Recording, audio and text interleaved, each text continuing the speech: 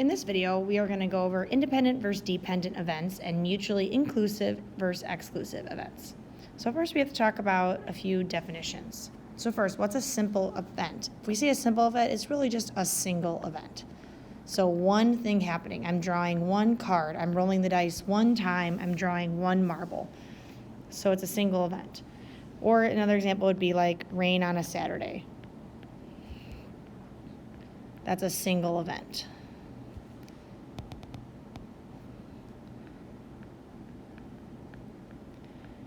A compound event is made up of two or more simple events.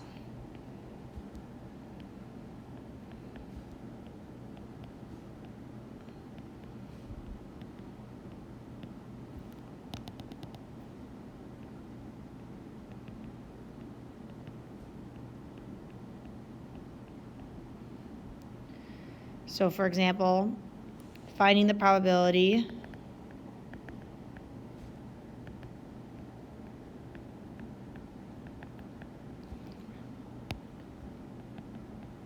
that it rains on both Saturday and Sunday.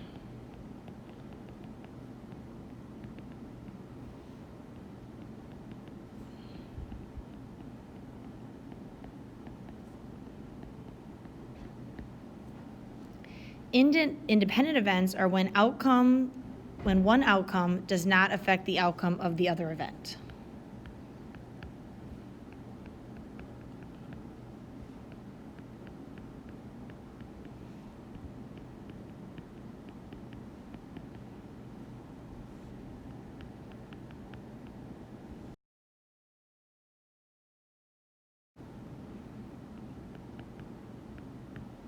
So for example, raining on Saturday and Sunday.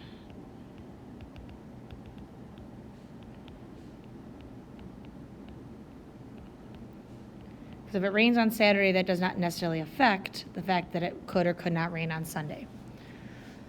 So the first thing we're going to talk about now is independent events. So an independent event, when the probability of both events occurring is the product of the probability.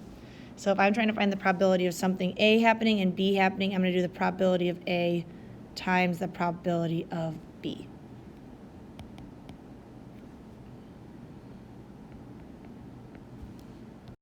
So let's look at this first example. A flight from Birmingham to Chicago has a 90% chance of being on time. A flight from Houston to Chicago has a 50% chance of being on time. What's the probability that both flights will be on time? So the probability, so when we have percentages, we always want to change a percent into a decimal. So 90%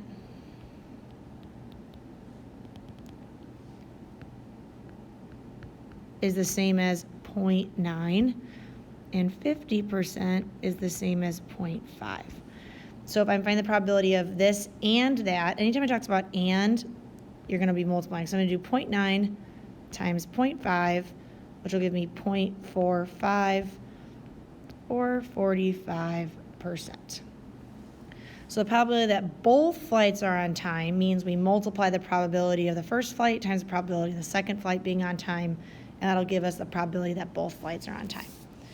Now, it wants to find the probability that neither is on time. So if the probability that the Birmingham to Chicago, it being on time was 90%, so it being not on time would be 10%. Same idea with the Houston to Chicago. It was 50% on time, so that means it has a 50% chance of being not on time. So 10% is the same as 0.1 times 0.5 means that I have a 0.05 or a 5% chance only that both flights are not on time. All right, now this one's going to get a little bit trickier.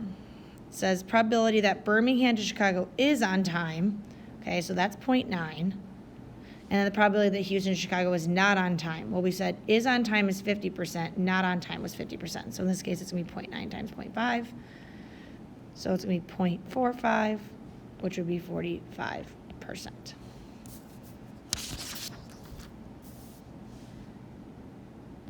Now let's take a look at what it means to be a dependent event. a dependent event is when the outcome of one event affects the outcome of the other event.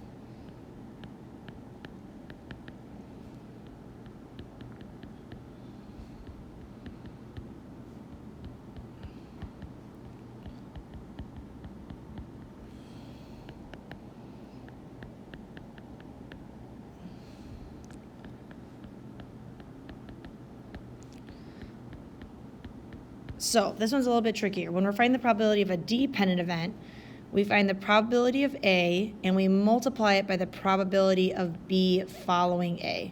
So that means we have to kind of take A into account when we're finding the second probability of B.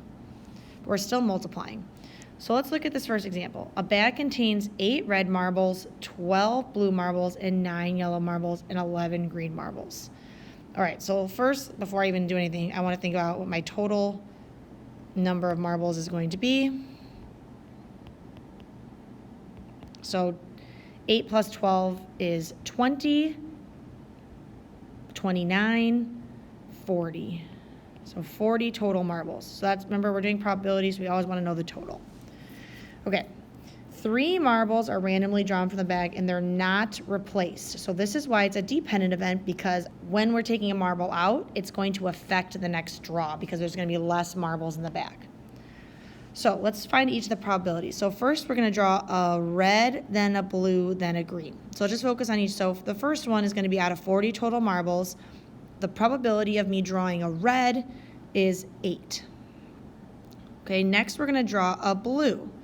Now there are 12 blue marbles, but since I already drew a marble out, hoping it'd be a red, I'm only going to have 39 marbles left in the bag. Then the next one I'm drawing is a green. Green is 11. And now that I've already drawn 2 marbles out, I only have 38 marbles left in the bag. So now we got to multiply. Remember, we multiply fractions. We multiply the top numbers, and then we multiply the bottom numbers. So if I do 8 times 12 times 11, I'm going to get 1,056. When I do 40 times 39 times 38, I'm going to get 59,280. Luckily, we have fancy calculators that will reduce this for us. So I'm going to do 10,056 divided by 59,280. Go to my math button and turn it back into a fraction, and I'll get 22 over 1,235. Now, before I multiplied, I could have reduced like this 8 over 40 and also the 12 over 39, because those are both divisible by 3. So you could also reduce your fractions before you're multiplying if you're not using a graphing calculator. That might help you be able to reduce your fractions later on. All right, let's look at this next one. So it says I'm going to probability of drawing a blue and then a yellow and then a yellow. So again, the blue is the first marble, so I have 40 marbles I'm choosing from, and there are 12 blue marbles. Now the next one's going to be out of 39 because I already drew a marble, and there are 9 yellow marbles. So now for this next one, we're assuming that the second one I drew is yellow. So out of 38 marbles, now that I already drew a yellow, I only have 8 more yellow marbles to draw from. So again, multiply straight across. So 12 times 9 times 8, 864 over, well, I already know that 49 times 39 times 38 is 59,280. Now reduce. It'll reduce to 18 over 12, 1,235. All right, let's look at one more example. So now instead of marbles, let's look at chips. So it says a bin containing 8 blue chips, 5 red chips, 6 green chips, and 2 yellow chips. So again, let's think about our total here. 8 plus 5 is 13, plus 6 is 19, plus 2 is 21. So 21 total chips. What's the probability of drawing a red chip, then we're putting it back, then doing a green chip? So now that we're replacing it, this is actually an independent event, because since I'm not leaving the chip out, it doesn't affect the probability of the next event happening. So the probability of drawing a red chip would be 5 out of 21. I'm putting that chip back, so I still have 21 chips in the bag. And then the probability of drawing a green chip would be 6.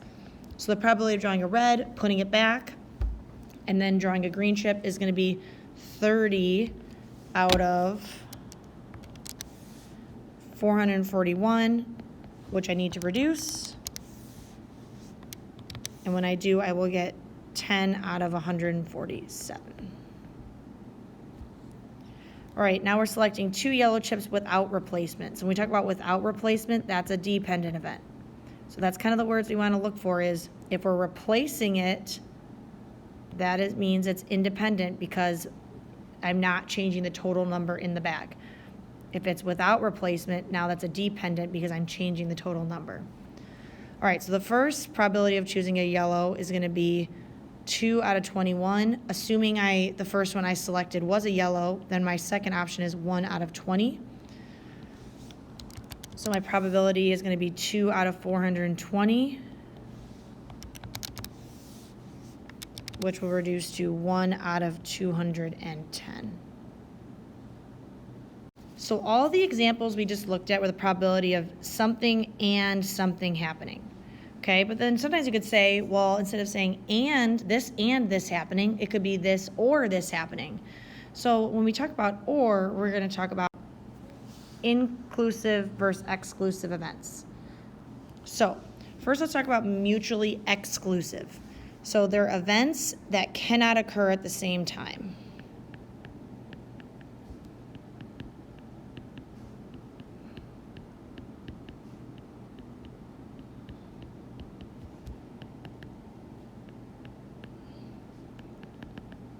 So we're talking about a mutually exclusive event.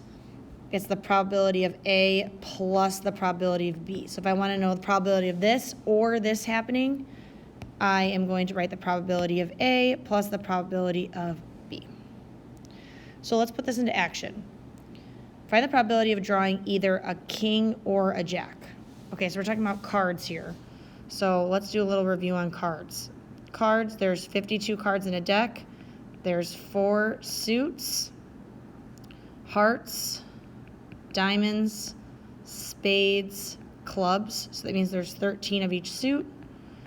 When we're talking about a king, a jack, a 1, a 5, there's always 4 of each because there's 1 of each suit.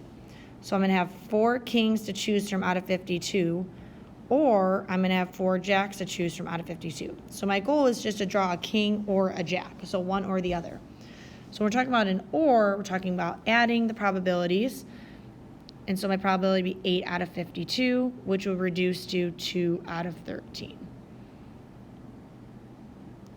Find the probability of rolling either a 3 or a 4 on the dice. So again, a dice has 6 options. So the probability of rolling a 3 would be 1 out of 6, and the probability of rolling a 4 would be 1 out of 6. And again, these are mutually exclusive because they cannot happen at the same time. You have to roll the dice 2 separate times. So the probability of rolling a 3 or a 4 would be 2 out of 6, which will reduce to 1/3. Little tidbit, notice when we're adding fractions, we add the top and the bottom, our denominator stays the same. So unlike multiplying, when we are adding fractions, we add the top and our denominator stays the same. When we multiply the top and the bottom. So keep in mind some of those fraction rules. All right, so if it's not mutually exclusive, it could also be an inclusive event. So an inclusive event is when 2 events that can occur at the same time. So now, exclusive cannot happen at the same time. These can. 2 events that can occur at the same time.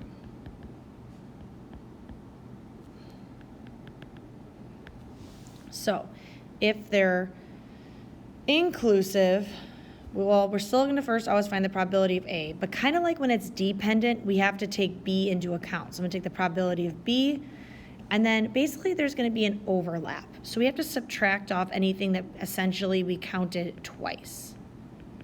And I call that, this is subtracting off that overlap. So I'll kind of give you an example here with these cards. So 1 card is drawn from a deck of 52. Find the probability of it being a king or a red. Okay, so the probability of being a king would be 4 out of 52. The probability of being red, well, red is half the deck, so that's 26 out of 52. but we have to subtract off the overlap. Meaning there's some kings that are red, and I don't want to count those twice because then I'm double counting it and I'm increasing my probability when it really shouldn't be. So how many kings are red? Well, there's 2 kings that are red. So 4 plus 26 is 30, minus 2 is 28. Reduces to 7 out of 13. So this is when basically there are red kings, or when those basically are related to each other. So we're going to try this for a couple of these events. So probability of a heart or a face card. So heart is a suit. There are 4 suits. That means 13 out of 52 are hearts. Face cards. Face cards are jacks, queens, and kings. And there's 4 of those because there's 3 in each suit, and there's 4 suits. That means there's 12 total face cards in the whole deck. Now, some of those face cards are hearts. How many of the face cards are hearts? Well, we said there's a jack, king, and queen in each suit. So that means 3 of the face cards are also hearts. So I have to subtract off the overlap.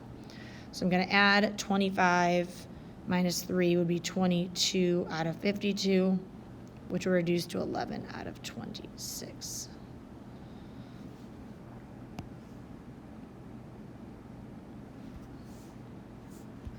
All right, probability that a card is a black card or a number less than 5.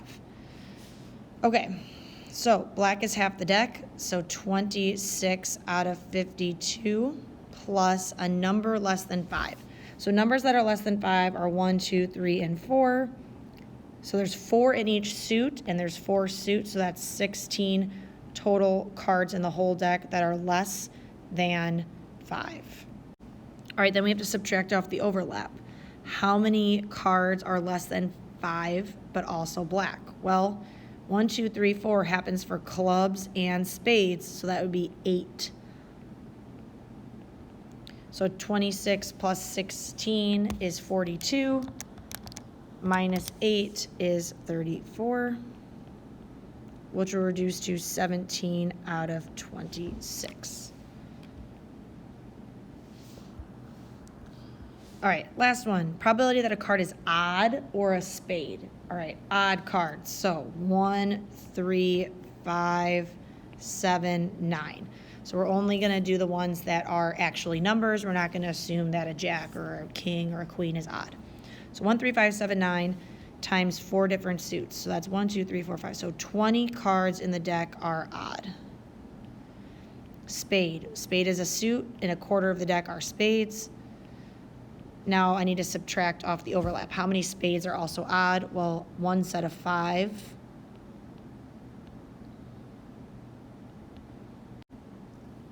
So that would be 33 minus 5, which would be 28 out of 52, which are both divisible by 4, so it'll reduce to 7 out of 13. So let's do a quick summary. When we're talking about probability, and it's more than one event, so a compound event, we either have independent or we have dependent. Independent is an and there's no, we're just going to do the probability of A and the probability of B. So we do the probability of A times the probability of B. If it's a dependent event, we're still doing the probability of A and B, and it's still A and B, but we got to do the probability of A times the probability of B following A. So again, we still have to take A into account. Now, there's also exclusive versus inclusive. Now, these are or situations. So we're talking about the probability of A or the probability of B, which means we do the probability of A plus the probability of B. If it's inclusive, meaning that B is affected by A, it's still an or, but now I have to do the probability of A plus the probability of B, and I have to subtract off the overlap of the probability of A and the probability of B. So we've got to really be careful about that overlap. If you have any questions, feel free to ask. Otherwise, it's time to start your practice.